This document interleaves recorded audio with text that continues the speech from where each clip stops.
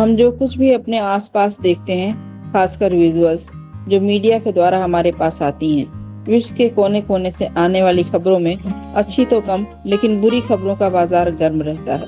युद्ध का भीषण मंजर, भयानक तबाही के दृश्य, तिनके की तरह भरभरा कर गिरने वाली ऊंची इमारतें, उनसे निकलने वाली चीखें, सब कुछ मन में एक गहरी छाप छोड़ जाती हैं।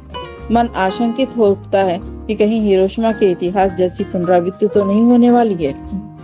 ये बातें नींद में भी दहशत दे जाती हैं। कुछ ऐसी ही आशंका अनुभूति आपसे शेयर कर रही हूँ। इस रचना का शीर्षक है सुबह का सपना। अभी अभी थोड़ी देर पहले स्क्रीन पर दिखाई दे रहा था संसार का खूबसूरत सा दृश्य। ऊंची ऊंची अट्टालिकाएं, सड़कें, सड़कों पर रेंगते वाहन, स्टेशनों, दफ्तरों और फैक्ट्रियों से उमड़ता भीड़ का सैलाब, फुटपाथों पर कदमों की कतारें, फल फूल से लदे हवा में झूमते वृक्ष, इक्के दुक्के बचे वन्य जंतु भी। कि अचानक जोरदार धमाकों से मच गई अफरा तफरी। स्क्रीन पर उभरने लगे धूल के गुबार और उस गुबार में गायब होने लगी सड़कें, इंसान, पेड़ व जीव जंतु और अंत में अट्टालिकाओं के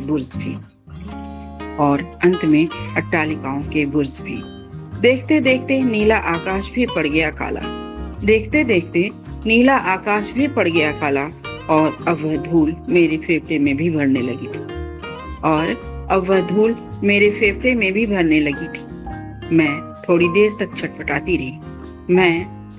तक छटपटाती रही, फिर एक लंबी सांस के साथ तड़प कर दम तोड़ दिया।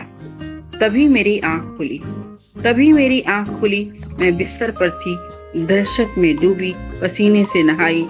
मैंने अभी जो कुछ भी देखा था बंद आंखों से, वह एक सपना था, लेकिन सुबह का। कहते हैं सुबह का सच होता है। फिर इस सपने के सच का ठोस सबूत भी था मेरे पास। हमें पता है कि आज परमाणु बमों से लैस हैं सभी महाशक्तियां।